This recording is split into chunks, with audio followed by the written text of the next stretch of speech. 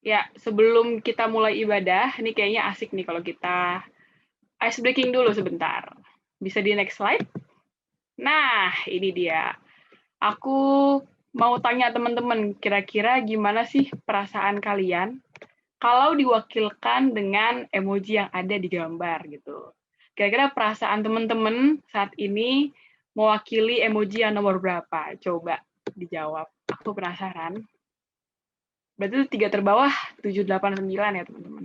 Kalau nggak terlihat.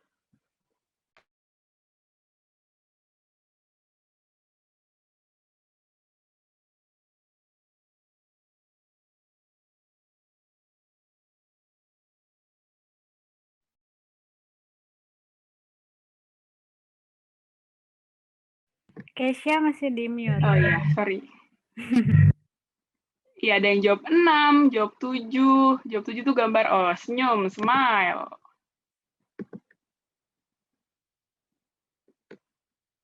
Oke, aku menantikan respon teman-teman yang lain. Ada yang jawab 3, asik. Jawab 9. Ada nggak ya kira-kira yang jawab 8 yang lagi bad mood sekarang? Kalau ada juga nggak apa-apa teman-teman.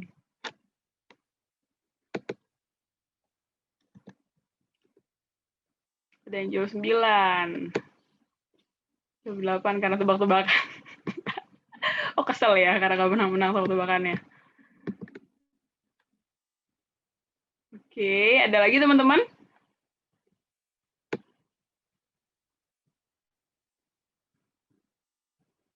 Jawab 5. Jawab 5 itu kayak lagi mikir gitu ya.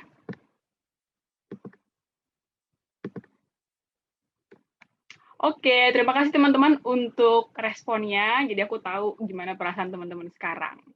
Aku kembali menyapa teman-teman. Shalom. Tiba saatnya kita di sesi terakhir pada kebaktian pengutusan siswa 2021. Nah, sembari mengambil waktu teduh, aku mengarahkan teman-teman untuk mengambil sikap berdoa. Mari kembali mengingat hal apa yang paling menegur, menguatkan, maupun menyegarkan kita dari beberapa sesi yang sudah kita ikuti. Aku persilakan teman-teman untuk kembali mengingat dan merefleksikannya.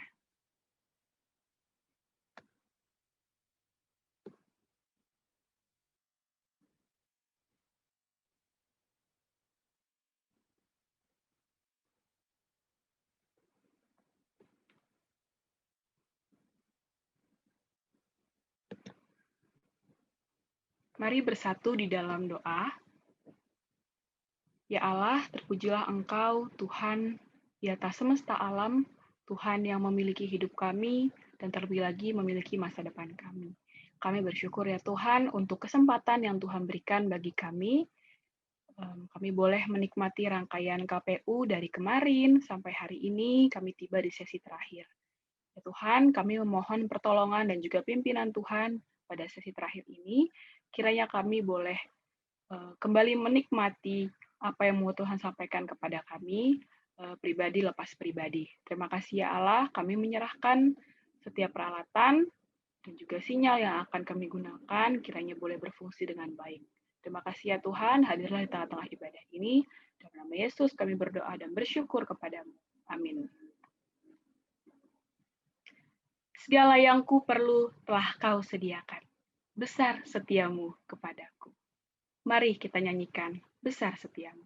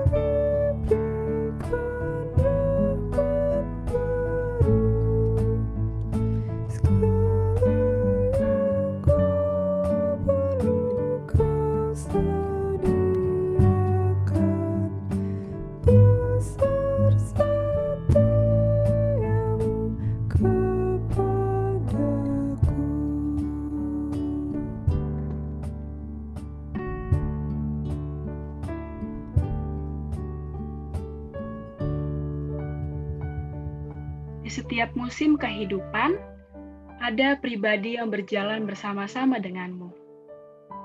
Ia yang kemurahannya terus dicurahkan, dan pimpinannya nyata di setiap langkahmu. Ia, Tuhan yang setia memegang tanganmu erat sampai saat ini. Untuk setiap kasih-Nya yang telah dan terus dinyatakan padamu, mari mengucapkan syukur dalam doa pribadi.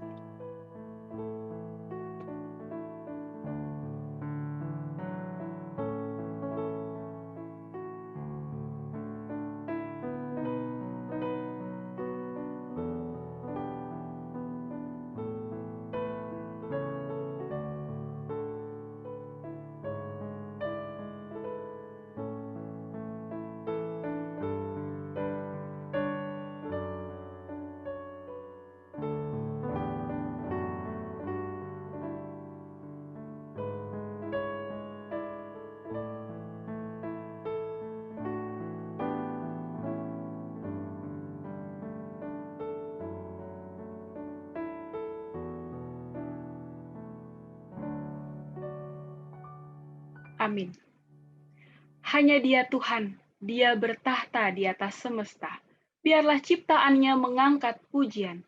Mari menyembah Allah, kita nyanyikan God and God Alone.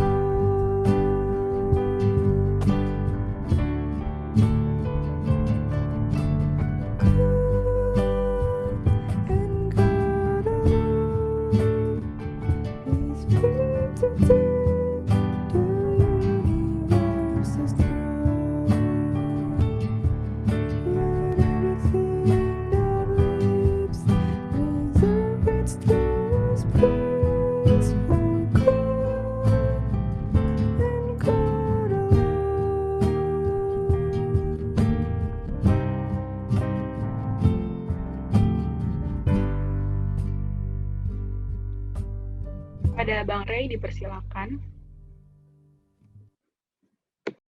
Halo, selamat sore teman-teman semua. Selamat sore juga buat adik-adik, rekan-rekan, sahabat-sahabatku yang akan lulus dan melanjutkan ke jenjang pendidikan berikutnya ataupun panggilan Tuhan berikutnya.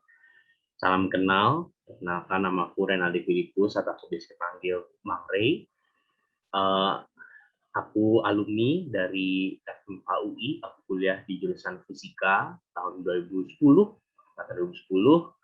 dan aku lulus tahun 2014. Setelah itu aku kemudian terlibat dalam Planet Mahasiswa Penuh Waktu di Perkantas Jakarta. Jadi salam kenal sama teman-teman, buat yang baru pertama kali ketemu, sungguh bersyukur bisa sharing dan berbagi bersama teman-teman malam sore hari ini gitu ya.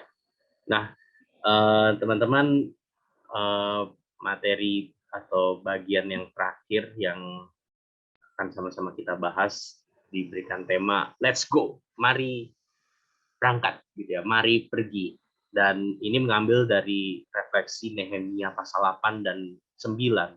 Kalau teman-teman sudah baca bagian ini, teman-teman akan menemukan bagian pasal 8 dan pasal 9 dari Nehemia merupakan satu perkumpulan umat Tuhan untuk kemudian boleh mendengarkan firman dan kemudian mengaku dosa dan kemudian mengikat perjanjian di pasal 10 kayak gitu ya. Karena itu teman-teman, izinkan aku di awal sharing sore hari ini ingin membagikan satu lagu yang aku juga baru pelajari sekitar 2 minggu yang lalu. Ini lagu himnal, lagu memang rada lama gitu ya, maksudnya lagu digubahnya itu tahun 1960-an, tapi liriknya menurutku sederhana, cukup menggambarkan apa yang kita mau diskusikan, dan aku pikir nanti di akhir bisa sama-sama menjadi bahan perenungan buat kita. Teman-teman, aku ajak kita buat baca sekilas liriknya dalam bahasa Inggris, karena aku nggak ketemu lagunya dalam versi yang cukup jelas, jadi nanti aku akan play lagunya di dalam versi yang itu merupakan nyanyian jemaat bersama diiringi orkestra, jadi aku takutnya kurang bisa menangkap liriknya, jadi aku udah tuliskan dan aku juga tulis translate kasar bahasa Indonesianya supaya kita bisa menikmati. Lord, for the years your love has kept and guide us, urges and inspired us, cheer us on our way, sought us and save us, pardon and provided. Lord of the years, we bring our thanks today. Setiap bait cuma 4 bait dan ini lagunya dinyanyikan dalam 5 bait. Lord, for that word, firman, the word of life which fires us, speaks to our hearts and sets our souls ablaze. Teaches and trains, rebukes us and inspires us. Lord of the word, receive your people's praise. Lord of our land, in this our generation, spirits oppressed by pleasure, wealth, and care. For young and old, for commonwealth and nation, Lord of our land, be pleased to hear our prayer. Lord, for our world, when we disown and doubt him, loveless in strength and comfortless in pain, hungry and helpless, lost indeed without him, Lord of the world, we pray that Christ may reign. Bait yang terakhir, Lord, for ourselves, in living power, remake us, self on the cross and Christ upon the throne. Past put behind us, for the future take us, Lord of our lives, to live for Christ alone. Teman-teman, kiranya kita boleh menikmati pujian ini. Aku akan share sound-nya.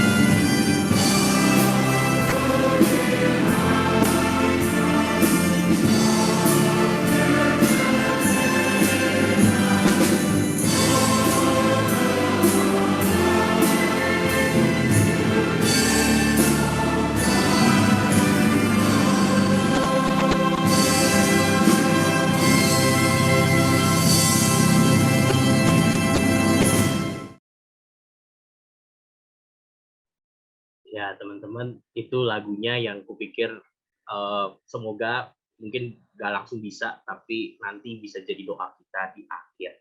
Seiring kita boleh merenungkan bagian dari Nehemia 8 dan 9 ini. Aku ajak kita untuk berdoa terlebih dahulu. Mari kita berdoa. Kami bersyukur kami memiliki Tuhan yang bertahun-tahun dalam hidup kami. Semasa kami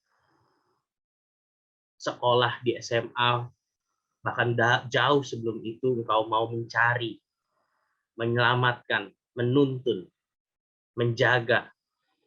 Dan pada saat ini kalau kami boleh berkumpul bersama, kembali menyerahkan masa depan kami ke tangan Tuhan.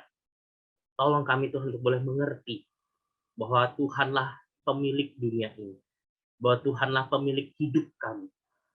Dan Tuhan sendiri yang masih terus memanggil setiap kami untuk boleh menjalani hidup yang seturut kehendak-Mu. Untuk boleh menjadi perpanjangan kasih dan kuasa Tuhan dimanapun dan kapanpun Tuhan boleh tempatkan kami berada. Dan itu tolong kami oleh kuat kuasa dari Roh-Mu yang kudus untuk boleh mengerti kebenaran firman-Mu dan oleh kuat kuasa dari tempat yang maha suci menyanggupkan kami untuk boleh melakukan kebenaran firman Tuhan. Kami menyerahkan persekutuan kami, perenungan firman sore hari ini ke dalam tangan-Mu. Dalam nama Tuhan Yesus kami berdoa. Amin. Teman-teman, kalau teman-teman sudah melanjutkan atau sempat membaca kitab Nehemia, teman-teman akan melihat sebuah pola. Sebenarnya kitab Ezra dan Nehemia itu adalah satu kitab yang utuh, dan kalau teman-teman lihat, ada pola yang berulang. Di dalam kitab Ezra, pasal 1 sampai pasal 6, diceritakan berfokus Ezra memimpin pembangunan rumah Allah. Dan setelah bait Allah atau rumah Allah dibangun, pasal 7 sampai pasal 10 di kitab Ezra, itu berkaitan dengan mendidik umat, membangun umat, rebuild the people. Begitu juga di Nehemia gitu. Kalau teman-teman kemarin udah dibahas di pasal 1, PA di pasal 6, Nehemia dalam 6 pasal pertama menceritakan usahanya membangun tembok, rebuild the wall. Tapi kalau teman-teman baca di bagian paro terakhir 7 sampai 13, Nehemia diceritakan sedang mendidik umat. Dan kalau teman-teman baca pasal 8, muncul lagi nama Ezra karena memang mereka berbarengan timeline-nya.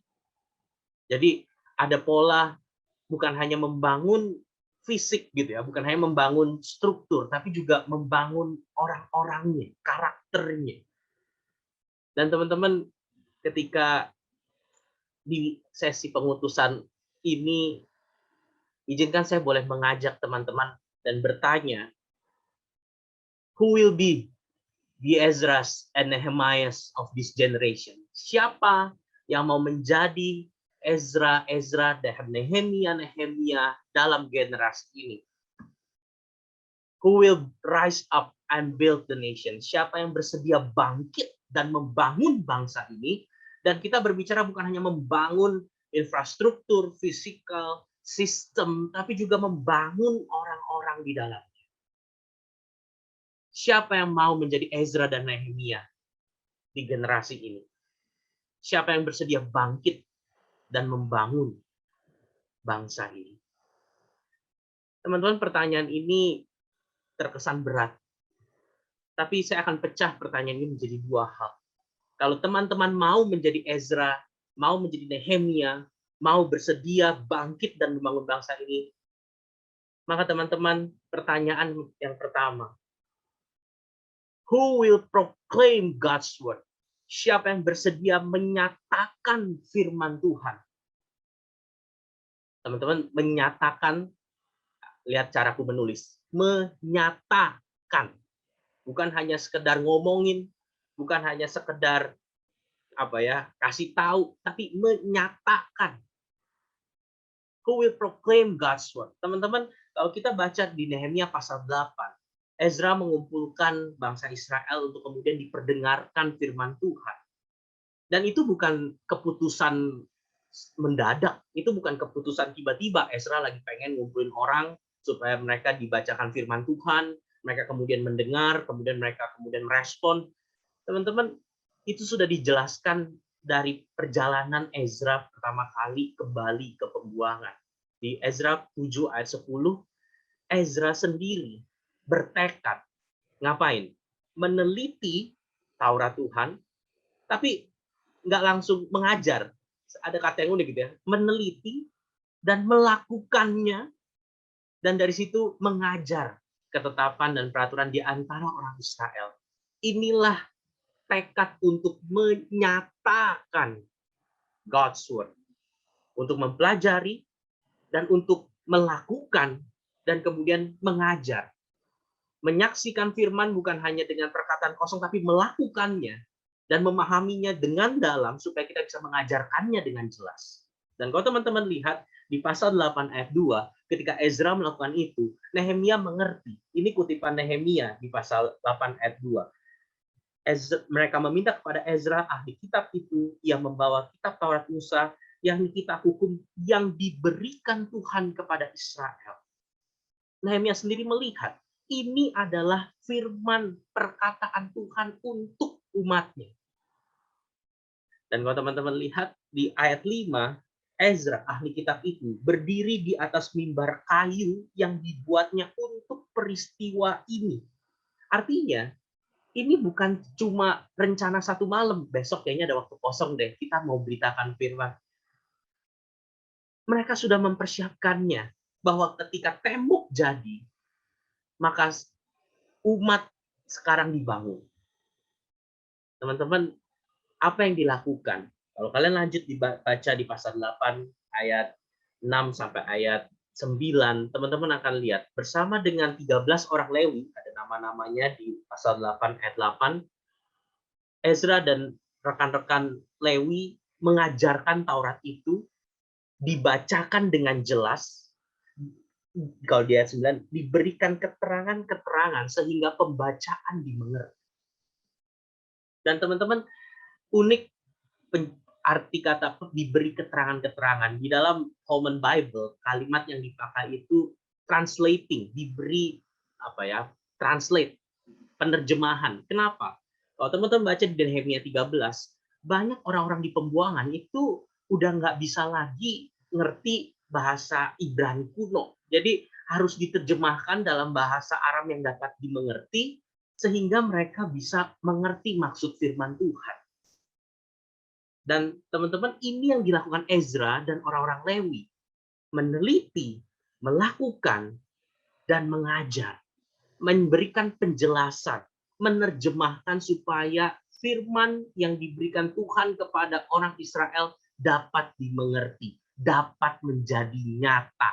Maka pertanyaan perenungan saya yang pertama di sesi penutup ini, siapa yang mau mempelajari firman Tuhan dan menerjemahkannya kepada semua orang? Bang, kita kan ngomongnya sama-sama bahasa Indonesia, ngapain diterjemahkan lagi? Tapi kalau begitu, mari kita pikirkan, banyak teman-teman kita, banyak orang-orang di sekitar kita, walaupun berbicara bahasa yang sama, tapi tidak mengerti firman Tuhan. Karena itu, siapa yang mau berdiri dan bangkit buat bangsa ini, siapa yang mau menjadi Ezra dan Nehemia di generasi ini, teman-teman dipanggil untuk mempelajari firman Tuhan dan menerjemahkannya kepada generasi ini, menerjemahkannya kepada bangsa ini, menerjemahkannya, menyatakannya kepada bangsa ini. Teman-teman, kalian akan hadir di berbagai kampus dan kalian harus menerjemahkan apa artinya firman Tuhan sebagai mahasiswa di kampus tersebut. Maaf ya, ini saya pakainya logo-logo PMK yang ada di Jakarta doang.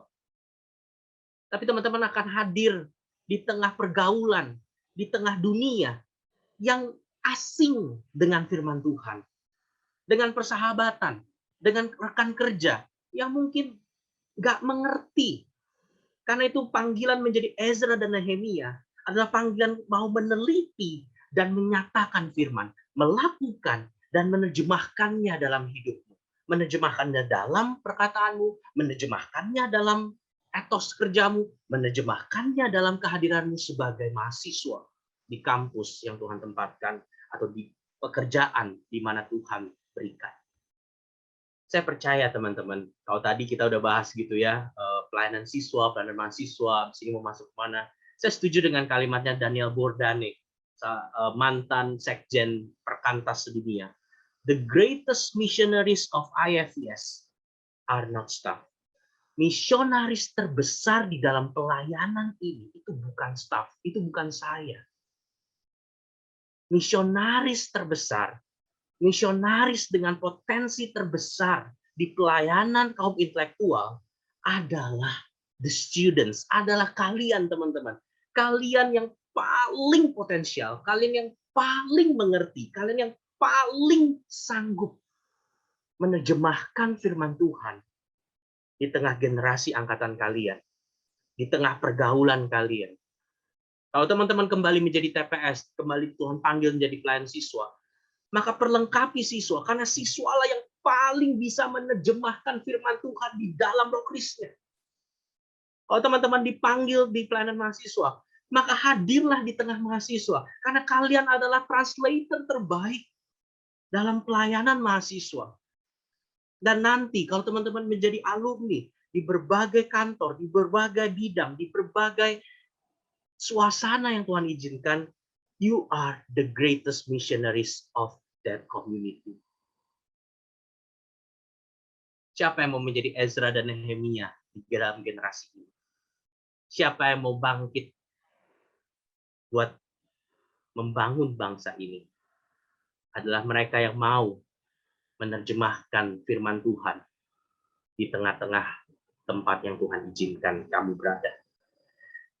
Kemarin kita ini ya ikut ini aku ambil dari di IG kapsul-kapsul, saya nggak tahu udah berubah atau belum gitu ya. Kita harus memikirkan apa artinya firman Tuhan diterjemahkan dalam bidang ekonomi. Apa artinya firman Tuhan diterjemahkan dalam kedokteran hewan lagi. Apa artinya firman Tuhan diterjemahkan dalam psikologi? Apa artinya diterjemahkan dalam teknik robotika, dalam desain fashion? Kalian yang ambil kapsul desain fashion, silakan cari buku Fashion Theology. Ternyata ada orang yang melihat bagaimana dunia fashion pun itu bisa menggambarkan Tuhan. Saya nggak tahu kenapa di IG itu FMIPA cuma kapsul FMIPA titik. Kayak nggak ada serunya gitu. Tapi apa artinya menerjemahkan, mempelajari firman Tuhan dan menerjemahkannya itu dalam bidang FMIPA, dalam ilmu komputer. Mungkin sebagai sesama programmer, Kristen nggak Kristen, program tetap program. Tapi pasti ada bedanya. Kamu as a Christian programmer, yang etosnya berbeda, yang mungkin cara bersikapnya berbeda. Mungkin kalau kamu sama-sama menjadi tukang roti, nggak ada cara bikin roti yang lebih Kristen daripada cara bikin yang bukan Kristen. Tapi bagaimana kamu mengerjakan itu semua, itu menunjukkan bagaimana kamu menyatakan, menerjemahkan firman Tuhan. Teman-teman, kalian akan berkarya di masa post-pandemic. Pandemi ini mengubah segala hal. Kamu kuliah 4 tahun, kamu kuliah 3,5 tahun, semua udah berubah. Kamu masuk kuliah saat ini, kondisi perkuliahan udah berubah. Kamu akan masuk dan bekerja di tengah ekonomi yang lagi bounce back dari setelah beberapa tahun sedang akan terhambat karena pandemi. Kalian akan masuk ke dunia kerja, di mana nggak perlu lagi benar-benar 24/7 traditional office. Kalian akan bekerja dari mana saja, dari jam berapa saja, dan itu akan mencampur adukan private life-mu, public life-mu. Kamu akan masuk di dalam sebuah dunia dengan kesempatan yang semakin terbuka lebar, tetapi seiring kesempatan terbuka lebar, tantangan semakin mengancam. Kalian akan memasuki sebuah generasi yang nggak pernah aku alami. Saya nggak pernah ngalamin kuliah setengah-setengah. Saya nggak pernah ngalamin wisuda cuma pakai Zoom. Saya nggak pernah ngalamin itu semua. Tapi kalian akan masuk ke dalam generasi yang perlu terjemahan firman Tuhan. Keterangan-keterangan pembacaan firman Tuhan yang jelas. Yang perlu nyata God's Word. Melalui perkataan, melalui perbuatan, melalui kehadiran, melalui pelayanan. Teman-teman, setiap kita dapat membagikan ceritanya, ceritamu, mengenai ceritanya, cerita Tuhan dalam bahasanya. Oh teman-teman, aku selalu semangat setiap kali melihat mahasiswa, siswa, kan saya tahu kalian punya banyak cerita. Bidang ilmu kalian, latar belakang kalian, pengalaman di pelayanan, itu memberikan cerita-cerita unik mengenai cerita Tuhan yang sebenarnya memayungi cerita kita sama. Mungkin latar belakang kita beda, mungkin jurusan kita beda, mungkin kondisi kita berbeda, tapi kita sedang menggaungkan satu cerita yang sama dengan bahasa kita masing-masing. Karena itu teman-teman, siapa yang mau menjadi Ezra dan Nehemia masa kini? Siapa yang mau rise up and build this nation? Siapa yang mau proclaim God's word? Bersedia menyatakan firman Tuhan. Pertanyaan kedua, bukan hanya menyatakan firman Tuhan, panggilan kedua. Siapa yang bersedia? Who will lead? Siapa yang bersedia memimpin in prayer of praise and confession of sin? Siapa yang bersedia memimpin umat di dalam doa penyembahan dan pengakuan dosa? Dan teman-teman, ini bukan cuma berbicara doa syafaat gitu ya, bukan cuma berbicara gantian siapa yang pimpin doa habis KTB, siapa yang pimpin doa tunjuk-tunjukkan. Kita sedang berbicara bagaimana kehadiran kita membawa orang-orang, membawa umat yang boleh mendengar firman yang jelas, mendengar firman yang terjemahkan, meresponi di dalam pujian dan pengakuan akan dosa. Teman-teman, kalau kalian baca pasal 9, dipimpin oleh orang-orang Lewi, umat Israel itu kemudian sujud menyembah, dan kemudian apa yang dilakukan? Mereka mengaku dosa mereka, tapi bukan cuma mengaku dosa mereka juga mengaku kesalahan nenek moyang mereka. Ketika saya merenungkan bagian ini, saya mikir gitu ya, dosa mereka tuh, kalau mereka ngaku dosa mereka wajar. Ngapain ngaku kesalahan nenek moyang? Salah nenek moyang ya salah nenek moyang mereka. Tapi di sini saya belajar, teman-teman. Mereka bukan bertindak sebagai generasi penyelamat. Mereka bukan bertindak sebagai generasi pahlawan. Mereka bukan bertindak sebagai generasi kamilah yang sanggup membangun, rise up and build this nation better than our ancestor. Mereka bukan bertindak sebagai generasi yang bisa membuat semuanya generasi pahlawan. Mereka datang bukan dengan semangat seperti itu. Mereka datang sebagai generasi yang mengakui kami bagian dari umat yang suka memberontak sama Tuhan. Bagaimana sikap kamu melihat apa yang terjadi di sekitar? Kadang-kadang jujur ya, mereka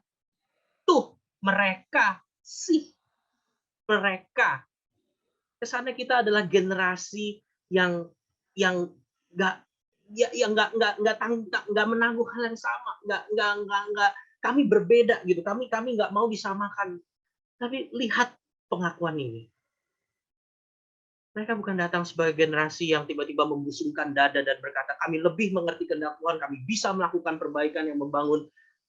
Mereka datang dengan hancur hati, mengakui kami bagian dari umat yang suka memberontak.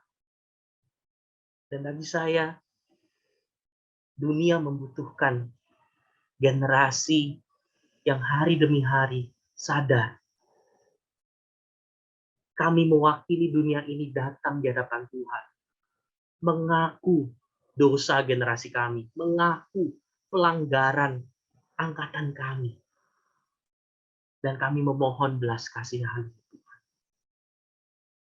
Dan ketika kita melakukan itu, orang-orang yang bertobat, orang-orang yang mendengar firman Tuhan yang jelas, orang-orang yang melihat cara hidup kita, orang-orang yang melihat terjemahan firman Tuhan yang kita nyatakan dalam hidup, mereka nggak merasa asing. Mereka tahu mereka bisa datang bersama kita in prayer of praise and confession of sin.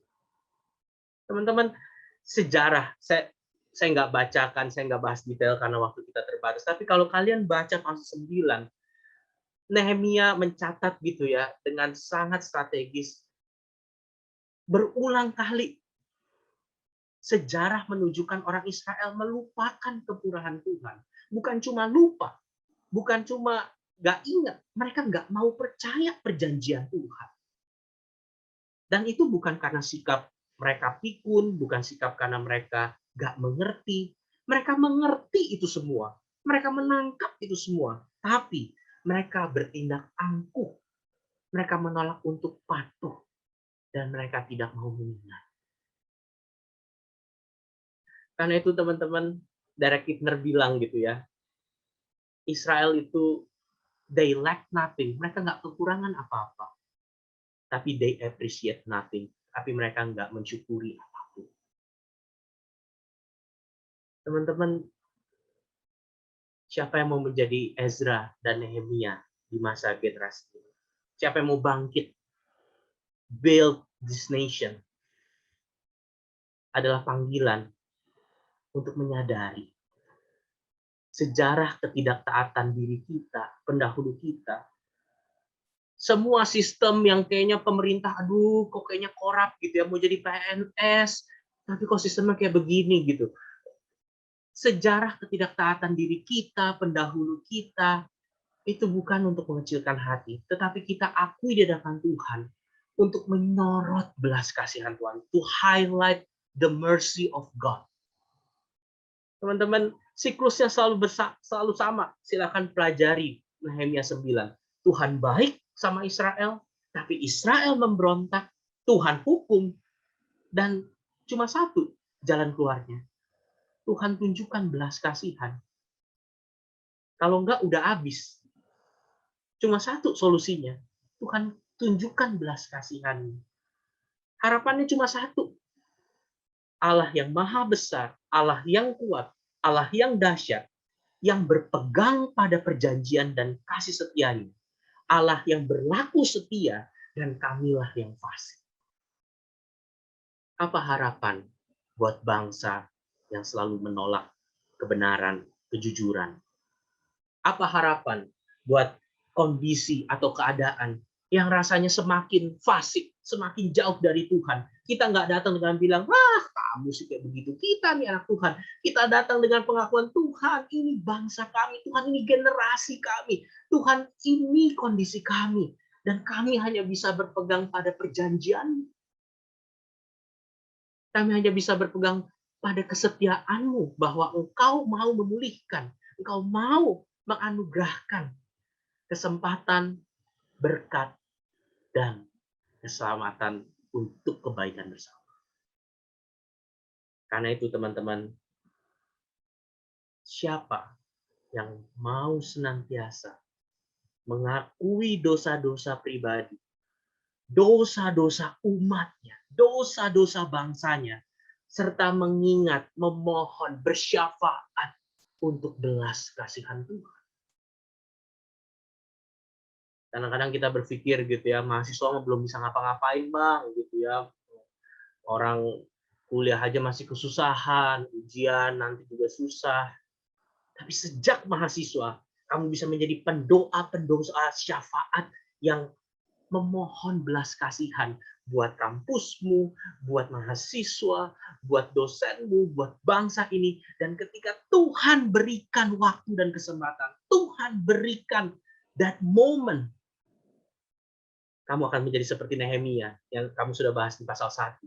Dia peka menangkap kehendak Tuhan, dia mempersiapkan diri dengan baik, dia tahu apa yang harus dia kerjakan, dia bisa rencanakan, dia bisa berjuang di tengah kesulitan. Itu semua dimulai ketika ada hati yang mau terus mengaku dosa, menyembah Tuhan, mengakui dosa pribadi dan dosa generasi ini, dan mengingat, memohon belas kasih Tuhan.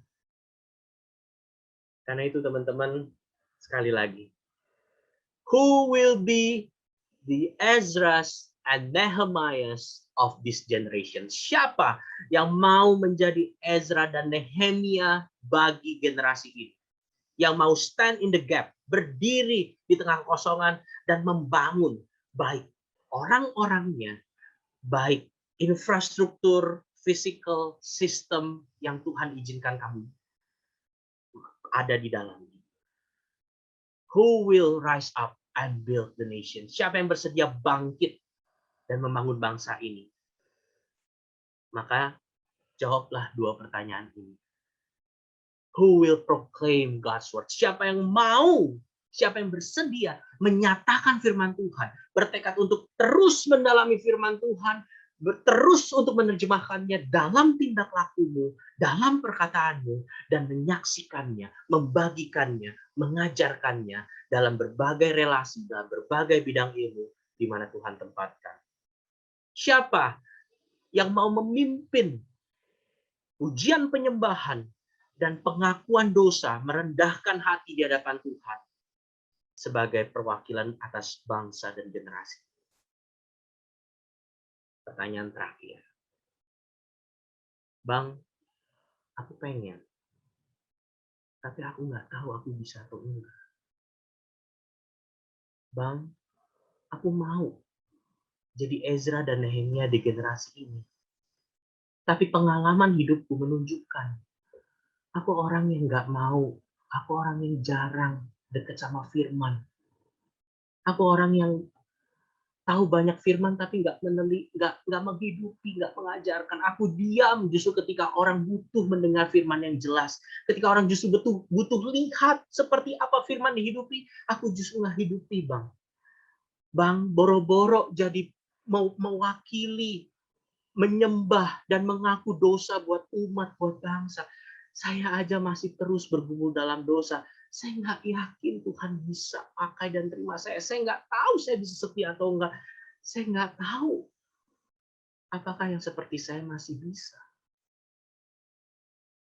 Masih sanggup Tuhan ubah dan memimpin, mengerjakan bagian yang begitu mulia dan begitu beresiko seperti ini. Teman-teman, kalau kalian sudah baca pasal 8 dan pasal 9, kalian akan teliti melihat ada satu bagian yang aku skip. Bagian tengah di pasal 8 yang belum kita bahas, dari pasal 8 ayat 12 sampai ayat 19. Ada apa di situ? Kalau teman-teman lihat di pasal 12, di 8 ayat 11, kalau teman-teman lihat, ada kalimat, jangan kamu bersusah hati, sebab sukacita karena Tuhan itulah perlindunganmu. Saya suka kalimat bahasa Inggrisnya. For the joy of the Lord is your strength. Sebab sukacita karena Tuhan itulah kekuatanmu. Apa maksudnya? Teman-teman, kalau kalian ikutin baca, kalian akan melihat ada yang aneh. Ketika Ezra dan orang-orang Lewi tadi membacakan firman, menerjemahkannya, orang-orang Israel kemudian mendengarnya dengan mengerti, paham. Kalau kalian lihat di ayat 10, mereka itu meresponi dengan ratapan, mereka menangis. Tapi kemudian di ayat 10 sampai ayat 12, mereka disuruh jangan berkabung. Mereka disuruh merayakan. Lihat, ayat 11, ayat 12. Jangan bersusah hati. Pergi, makan sedap-sedapan, minum minuman manis. Hari ini hari yang kudus bagi Tuhan kita. Tenanglah, hari ini adalah kudus. Jangan kamu bersusah hati. Bukan cuma itu. Besokan harinya, teman-teman mereka disuruh rayakan. Bikin pondok-pondok dari daun. Dan adakan pesta ria yang amat besar. Kalau kalian baca, kalau kalian ikut ngerjain PR-nya gitu ya dari panitia, kalian akan melihat justru ketika umat mau merespon dalam kepedihan, dalam penyesalan, kenapa para pemimpin ini justru bilang rayakan, adakan pesta. Baru di hari ke-24 di pasal 9, mereka punya waktu untuk confess, untuk menyembah dan mengaku dosa. Tapi kenapa di tengah-tengah ketika mereka mau berkabung, ketika mereka mau bersusah hati, mereka dibilang, mari rayakan, mari adakan pesta ria, karena hari ini kudus bagi Tuhan. Teman-teman, kalau kalian nanti gali lebih lanjut, Ezra dan orang-orang Lewi meminta umat Israel untuk merayakan rangkaian hari raya Paskah, hari raya Pondok Daun, hari raya 7 Minggu. Itulah makanya mereka disuruh cari daun-daun gitu ya, untuk bikin pondok-pondok dan tinggal di sana selama 7 hari. Firman Tuhan dibacakan pada hari yang ke-8, kemudian ada pertemuan raya. Rangkaian peristiwa ini, Paskah, Pondok Daun, 7 Minggu, menghidupkan kembali narasi keluaran bangsa Israel. Kalau teman-teman ingat kenapa disuruh pondok-pondok, itu adalah pengalaman bangsa Israel ketika keluar dari Mesir. Ketika harus berjalan di padang gurun dan harus dituntun menanti tanah perjanjian akan Tuhan. Dan kalau teman-teman lihat, inti narasi itu adalah Tuhan menyelamatkan mereka dari perbudakan Mesir yang sangat menyiksa mereka. Seruan mereka didengar Tuhan, Tuhan menyelamatkan mereka, bukan cuma dari perbudakan Mesir, terkhusus juga dari kematian. Kalian ingat cerita Tulah ke-10 ketika Tuhan membunuh semua umat sulung, anak sulung. Tapi kemudian teman-teman tahu orang Israel melakukan satu pengecualian sehingga mereka selamat. Apa tujuannya? Supaya mereka bisa beribadah kepada Tuhan dan menjadi berkat bagi seluruh bangsa. Apa tindakan khusus itu? Ketika Musa menyuruh menyembelih lembu domba dan kemudian memaparkan darahnya di pintu-pintu tiang. Dan barang siapa di pintu-pintu tiang itu ada darah yang disembelih, yang ditorehkan, maka malaikat Tuhan tidak akan mengambil nyawa anak sulung mereka. Teman-teman, apa artinya buat kita? Apa artinya hal ini buat kita saat ini? Teman-teman, kita mungkin udah nggak pakai lagi darah anak domba yang ditorehkan di pintu, ambang pintu rumah kita, tapi itu menjadi sebuah perpanjangan, sebuah penunjuk kepada seorang pribadi yang di dalamnya kita bisa menikmati keselamatan yang daripada Tuhan. The joy of the Lord. Bahwa Tuhan bersuka cita. Tuhan harusnya memurkai, Tuhan harusnya menghukum, Tuhan harusnya mencabut nyawa karena pemberontakan. Tetapi melalui pribadi ini, the joy of the Lord, Tuhan boleh dipuaskan dan bersuka cita, dan kita yang percaya kepadanya boleh menikmati the joy of the Lord. Teman-teman, Jesus is the strength because Jesus is the joy of the Lord. Yesuslah kekuatan kita, karena Yesuslah kesukaan Allah.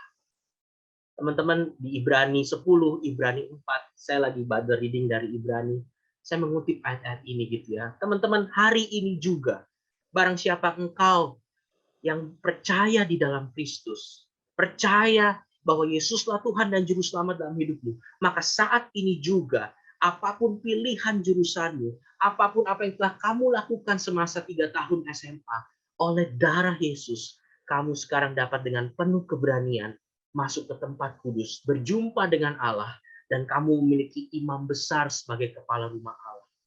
Kamu nggak sendirian berelasi dengan Bapa di sorga. Kamu punya Yesus Kristus, sang imam besar, dan imam besar ini turut merasakan kelemahan kita. Dia sama dengan kita. Tetapi kenapa dia joy of the Lord? Karena dia telah dicobai, tapi tidak berbuat dosa.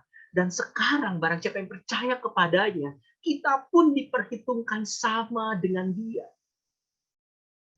Karena Yesus, joy of the Lord, kita yang percaya kepadanya, kita bisa menikmati joy of the Lord. Tuhan berkenan kepada kita. Dan ketika Tuhan berkenan kepada kita, ketika Tuhan menghadapkan wajahnya kepada kita, itulah kekuatan kita. Kita berani menghampiri tahta kasih karunia.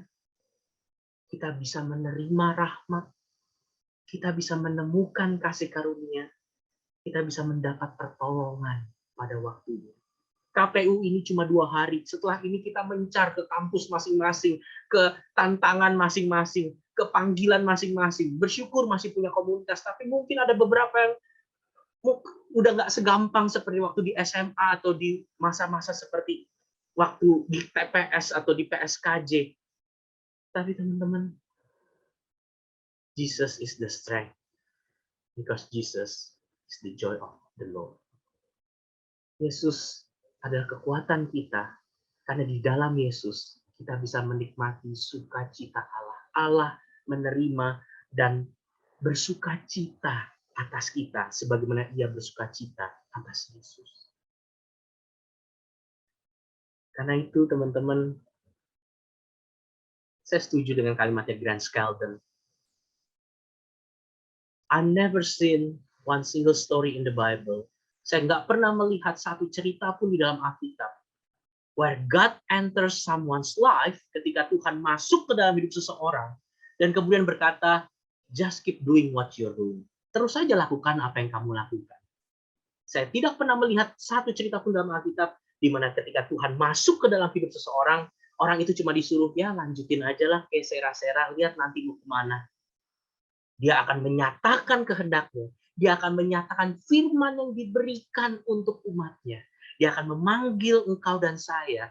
Who will be the Ezras and the Nehemiahs in our generation? Siapa yang mau menjadi Ezra dan Nehemia? Who will rise up and build this nation? Siapa yang mau bangkit dan membangun bangsa ini? Dia akan memakai engkau dan saya di dalam berbagai keunikan dan potensi yang Tuhan berikan.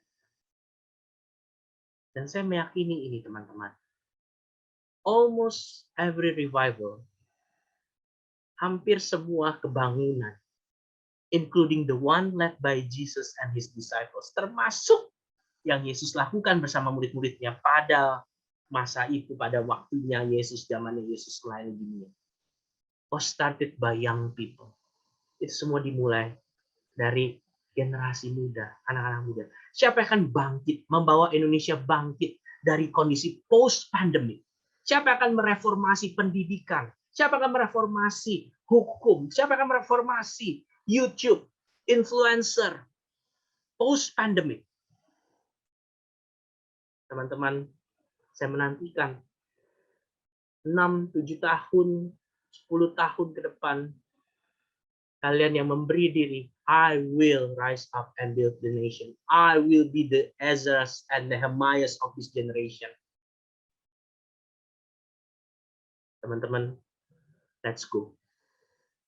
Mari berangkat. Mari berjalan. Dan itu bukan sama sekali karena diri kita sanggup, siap, cukup yakin untuk cukup maju. Let's go. Kenapa? For Jesus, the joy of our Lord is our strength. Karena Yesus, sukacita Allah, itu sekarang menjadi milik kita. Kita di dalam Dia, dan Dia di dalam. Kita menikmati perkenanan Tuhan, dan kita boleh menikmati seluruh kekuatan daripada Dia. Who will be the Ezras and Nehemiahs of this generation? Siapa yang mau menjadi Ezra dan Nehemia bagi generasi ini? Siapa yang bersedia rise and build the nation?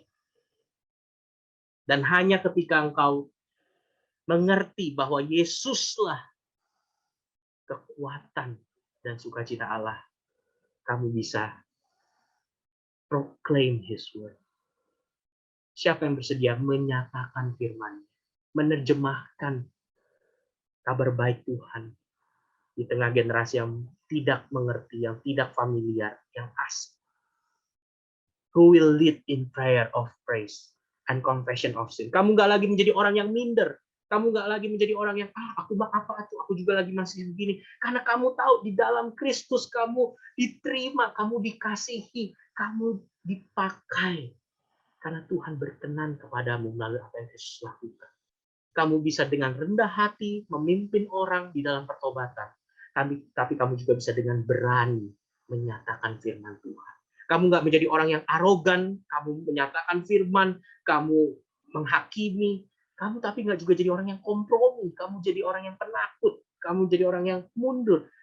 Di dalam Kristus, Sang kekuatan, sukacita Allah, kita bisa berani dan rendah hati at the same time. Teman-teman, kiranya Tuhan memanggil adik-adik, rekan-rekanku, sahabat-sahabatku. Teman-teman nggak perlu jawab ini dengan perkataan, tapi jawablah langkah demi langkah, hari demi hari. Jangan cuma jawab di KPU. Jawab tiap pagi kamu bangun. Jawab tiap pagi kamu menjalani hari-harimu waktu berkuliah. Jawab tiap-tiap hari kamu menjalani hidupmu ketika nanti kamu jadi alumni. Jawab dalam tiap-tiap hari kamu menjalani waktu hidupmu di dunia. Siapa yang mau menjadi Ezra dan Nehemia di generasi ini? Siapa yang mau bangkit dan berdiri buat bangsa ini? Siapa yang bersedia menyatakan firman Tuhan? Siapa yang bersedia memimpin dalam pujian dan pengakuan dosa hari demi hari? Teman-teman, mari kita tutup dalam doa dengan pujian yang tadi kita dengar. Mari, mungkin teman-teman nggak perlu nyanyi, ikuti nadanya, tapi aku boleh ajak teman-teman untuk sama-sama ucapkan liriknya. Sama-sama menjadi doa kita. Sama-sama menjadi syafaat kita. Sama-sama menjadi ucapan syukur sekaligus penyerahan diri kita.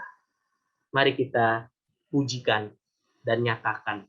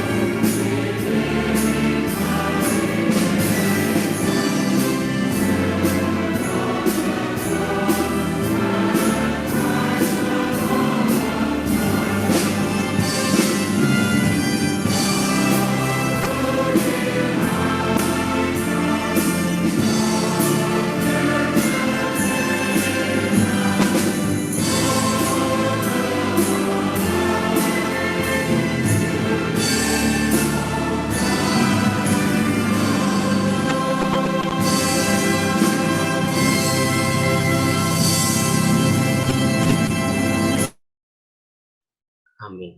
Aku kembalikan ke MC.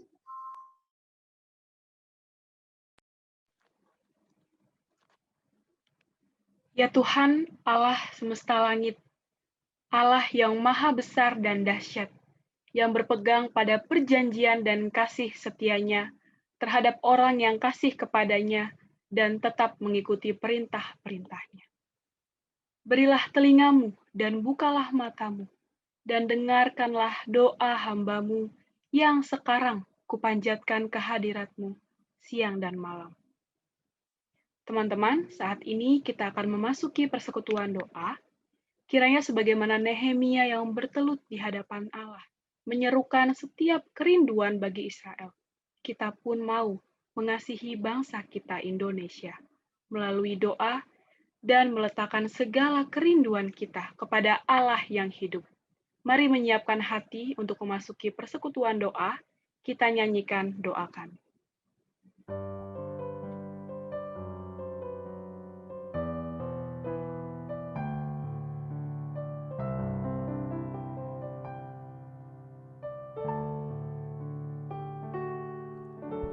Syukur untuk setiap rencanamu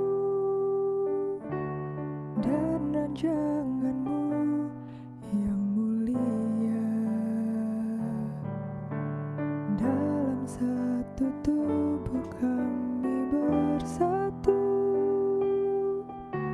menjadi duta kerajaan-Mu. Ku ucapkan berkat atas Indonesia.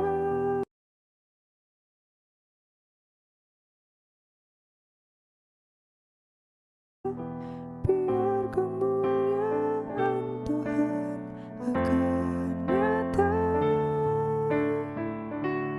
bagi bangsa ini. Kami berdiri dan membawa doa kami kepadamu. Sesuatu yang besar pasti terjadi dan mengubahkan negeri kami. Hanya nama-Mu Tuhan ditinggikan atas seluruh bumi.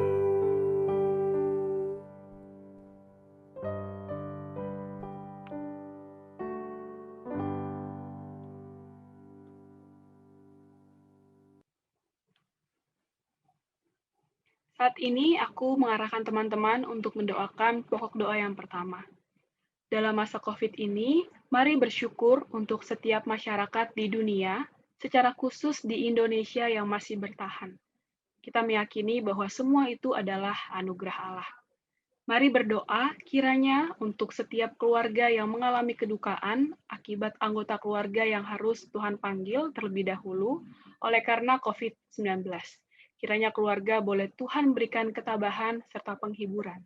Mari bersama-sama nyatakan doa kita, syukur dan permohonan kita kepada Tuhan di dalam doa pribadi.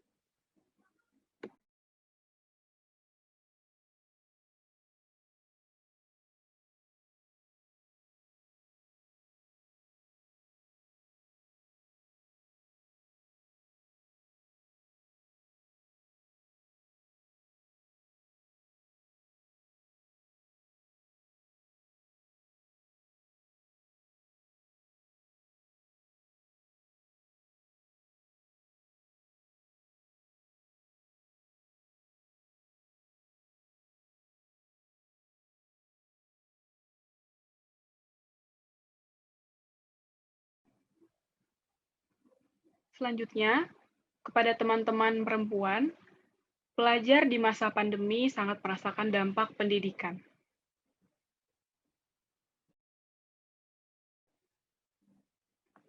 Mohon maaf, boleh ditampilkan kembali slide-nya.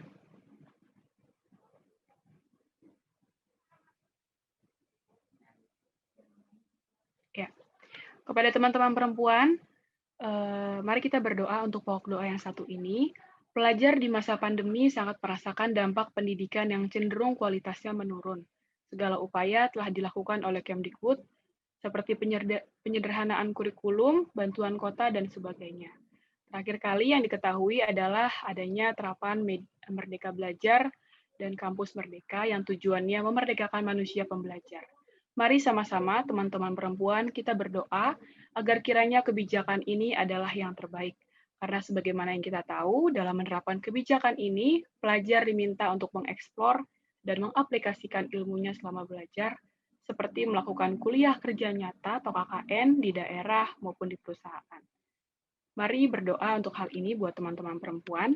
Selanjutnya, untuk teman laki-laki, mari bersyukur untuk vaksinasi yang telah dilakukan mulai dari awal tahun 2021.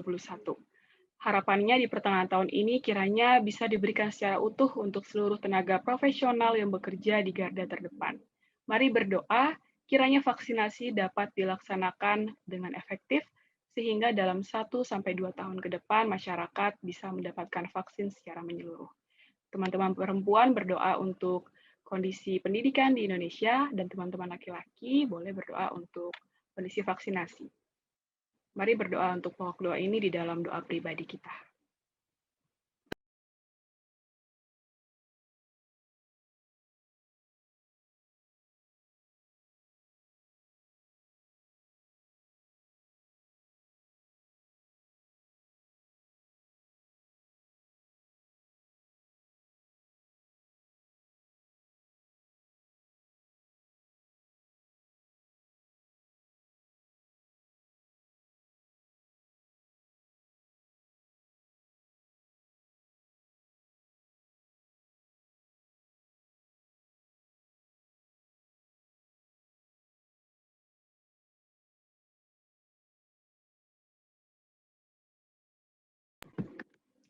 Selanjutnya aku mempersilakan kepada teman-teman siswa, Collins, yang akan berdoa untuk kondisi atau bidang kesehatan yang ada di negara kita. Nanti akan dilanjutkan secara terpimpin kembali oleh Fani yang mendoakan bidang teknik, dan selanjutnya dilanjutkan oleh Sheila yang mendoakan terkait kesejahteraan sosial. Aku persilakan kepada Collins terlebih dahulu. Oke, suara aku kedengaran nggak? Terdengar. Oke. Teman-teman, marilah kita bersatu dalam doa. Terima kasih Tuhan Yesus, terima kasih ya Bapa, kami bersyukur Tuhan, kami masih bisa berkumpul kembali di sini ya Tuhan, walaupun secara online saja Tuhan Yesus, tapi kami percaya kami di sini sungguh-sungguh ingin Tuhan memohon, kami ingin petunjuk daripadamu saja Tuhan di masa pandemi ini Tuhan. Kami percaya pasti banyak sekali kesulitan Tuhan dari masa ekonomi sampai dengan kesehatan, keuangan dan lain-lainnya Tuhan. Tapi di sini Tuhan, aku Tuhan akan mendoakan tentang kesehatan Tuhan, di mana jurusan farmasi, ilmu gizi, nutrisi, teknologi pangan, kebidanan, kesehatan, fisioterapi, ilmu keolahragaan Tuhan Yesus, kami percaya Tuhan, Engkau punya jalan terbaik dalam kejurusan mereka masing-masing Tuhan, dalam mendukung negara Indonesia ini supaya bisa menjadi negara yang berkualitas dalam kesehatan Tuhan. Kau tahu Tuhan Yesus, dan juga vaksin Tuhan telah sampai di Indonesia. Buatlah Tuhan, semoga vaksin itu bisa mengurangi Tuhan corona ini di negara kami, supaya negara kami dapat pulih Tuhan Yesus. Ya Tuhan, ya Bapa, kami bersyukur ya Tuhan Yesus. Dalam nama Tuhan Yesus kami berdoa dan mengucap syukur. Haleluya. Amin.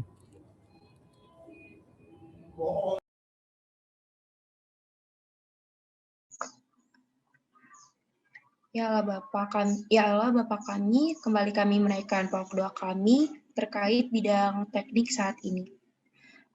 Kami berdoa untuk tiap mahasiswa yang mengalami kesulitan dalam perkuliahannya, di mana seharusnya Tuhan bisa turun langsung ke lapangan, namun terhambat karena kuliah online akibat pandemi ini.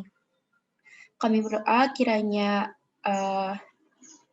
bisa melewati setiap permasalahan tersebut dengan penyertaan-Mu saja. Kami juga ingin berdoa untuk Indonesia. Engkau tahu ya Bapak, saat ini negara kami gencar untuk melakukan pembangunan infrastruktur seperti pembangunan jalan tol, jembatan, bendungan, dan saluran irigasi dan lainnya untuk kesejahteraan rakyat di masa pandemi ini. Namun Engkau juga tahu ya Bapak bahwa banyak pro dan kontra yang muncul dari adanya kebijakan ini. Kami berdoa agar kiranya Tuhan yang mau ikut campur dalam setiap keputusan supaya apapun hasilnya merupakan yang terbaik bagi bangsa ini dan untuk kemuliaan nama-Mu.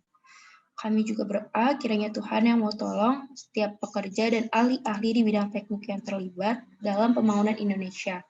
Kiranya Tuhan yang menyertai setiap pembangunan yang dikerjakan agar hasilnya boleh dirasakan manfaatnya oleh seluruh masyarakat Indonesia. Terima kasih Tuhan.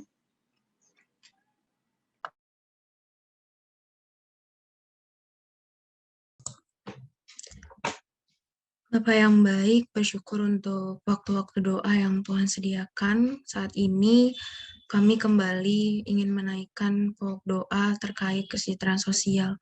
Ya Bapak, bangsa kami, bangsa Indonesia, terkhusus untuk masyarakat, untuk rakyatnya, kami mungkin juga mengetahui masih banyak saudara-saudara kami yang ada di dalam garis kemiskinan, kekurangan, masih banyak anak-anak terlantar, anak-anak jalanan, lansia yang terlantar.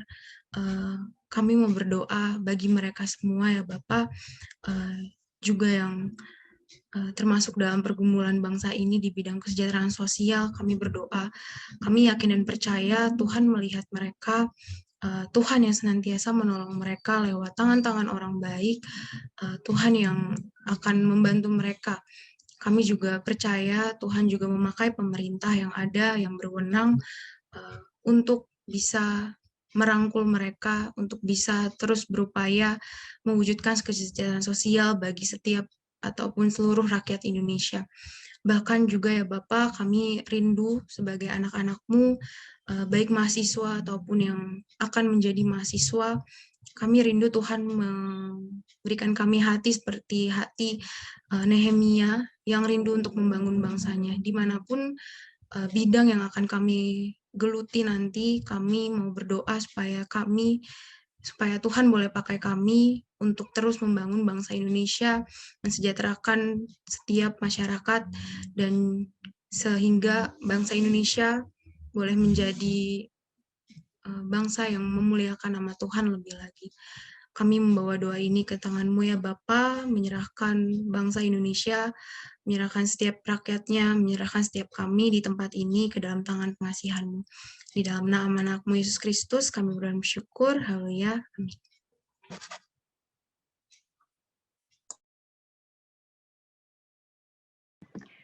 Yang terakhir, mari bersama-sama berdoa untuk pokok doa ini. Mari bersyukur untuk setiap upaya yang telah dilakukan oleh setiap orang yang memiliki hati yang berbelas kasih sehingga terus melakukan pemuridan. Mari kita berdoa, kiranya baik di lingkungan gerejawi, sekolah, maupun universitas terus melaksanakan pemuridan. Terkhusus berdoa juga kita yang diutus, boleh terus Tuhan berikan hati untuk mau bertumbuh, sehingga kita mau dimuridkan dan memuridkan dimanapun Tuhan tempatkan. Untuk pokok doa ini, mari kita berdoa dalam doa pribadi.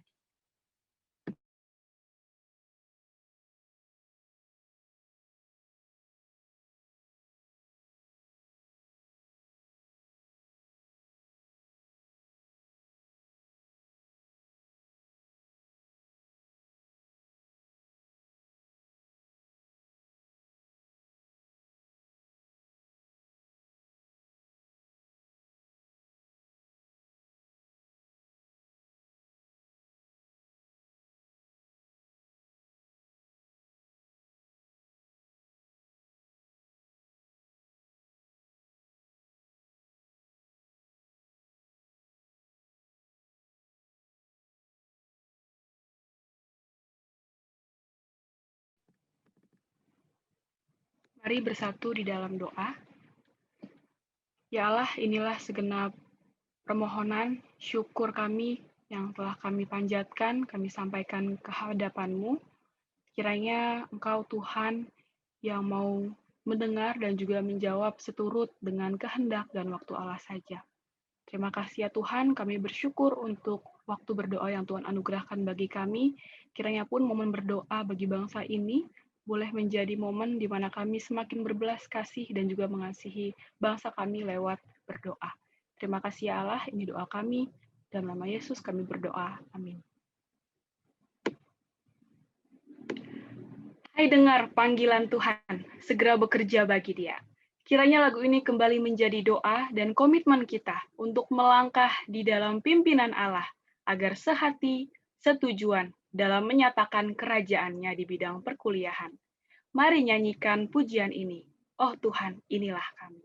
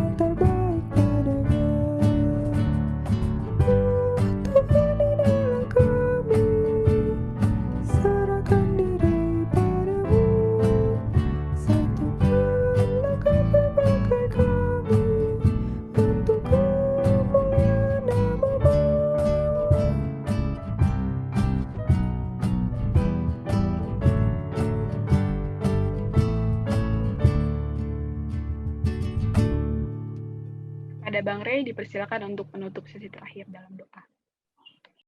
Mari teman-teman kita bersatu dalam doa. Ya Tuhan, kami bersyukur buat seluruh rangkaian KPU yang Tuhan boleh anugerahkan untuk kami ikuti.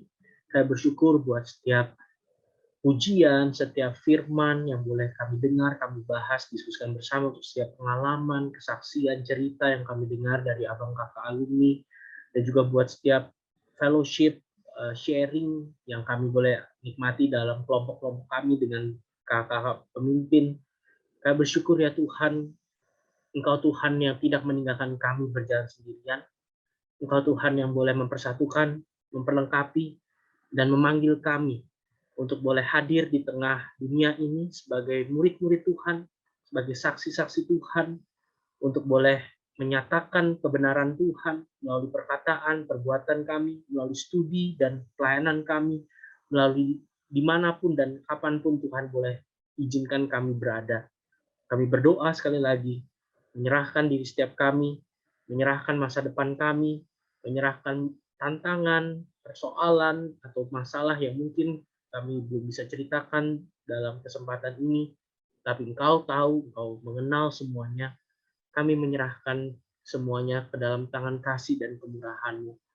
Berbelas kasihanlah ya Tuhan, karena itulah satu-satunya pengharapan kami. Kami memohon, kami meminta di dalam perkenanan yang kami boleh peroleh di dalam Kristus Yesus yang telah mati, menebus, menyelamatkan, dan di dalamnya kami boleh menikmati sukacita Allah yang adalah kekuatan kami. Kami bersyukur dan berterima kasih untuk seluruh rangkaian kami. Kami menyerahkan hidup dan aktivitas kami selanjutnya ke dalam tangan-Mu. Dalam nama Tuhan kami Yesus Kristus kami berdoa. Amin. Teman-teman boleh mengambil waktu teduh sebentar.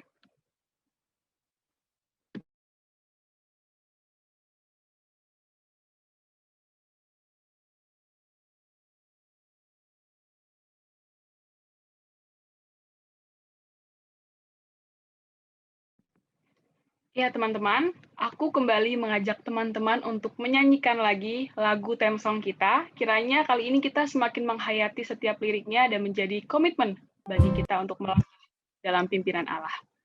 Mari kembali nyanyikan pujian ini.